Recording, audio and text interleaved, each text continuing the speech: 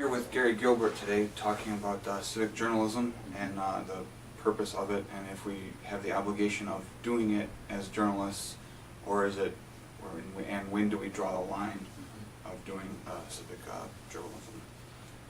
Okay, a couple of different thoughts here. I think when we're talking about civic journalism, are you referencing public affairs reporting when organizations point out a problem in society or point out a problem in culture? Should news organizations then take a role in helping to fix that problem? Yes. Okay. Yeah. Okay. It's interesting because I think this is a great dilemma, because journalists have been taught and trained for years that we're supposed to be the dispassionate recorder of what's going on, that we shouldn't get involved in the story, that we should be detached, and to be objective we need to just report exactly what. Journalists have been trained for years that we're supposed to be objective, dispassionate, we record what's going on, we don't get involved in the story, and it would indicate some kind of bias if we took some type of stance. But increasingly I think the public is critical of that idea, that the public wants us as journalists to take a role in not only pointing out what the problems are, but in helping find solutions for the problems.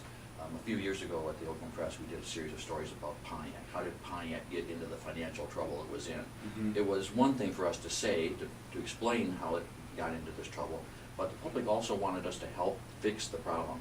So we tried to put together teams, organizations, bring in experts.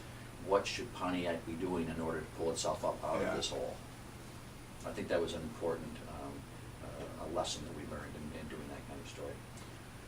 There's also on the other side, there's the personal tragedies that sometimes we find ourselves covering. In the movie The Soloist, the reporter discovers a vagrant, essentially, that has this great talent. And he covers it first as a great story, but then I think he begins to, the Robert Downey character, Robert Downey Jr. character, begins to grapple with the fact, do I owe something to this person? Should I help this person?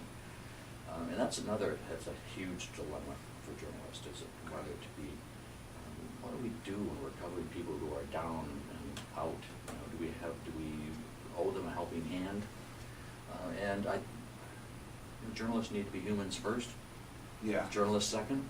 If you get to the scene of a car wreck and you're the first person there, do you start taking notes or taking pictures, or do you help to see if you can help the person who's been in the car accident? A famous case involves the photographer Kevin Carter, who was covering a relief effort in the Sudan in the 1990s, took a famous photograph of a child, starving a starving Sudanese child. There was a vulture poised behind that child, waiting to strike. The photographer took the picture, did nothing to try to help the child, and the photographer Kevin Carter was criticized widely afterward for having failed to help the child, for having not. It was a powerful picture, and the picture did help the relief effort in the Sudan, because people saw this picture and started sending in thousands, millions of dollars of donations, so the picture helped in that way. But the photographer was criticized for not having helped the child. Kevin Carter later killed himself because he felt that he had failed in his ethical responsibility.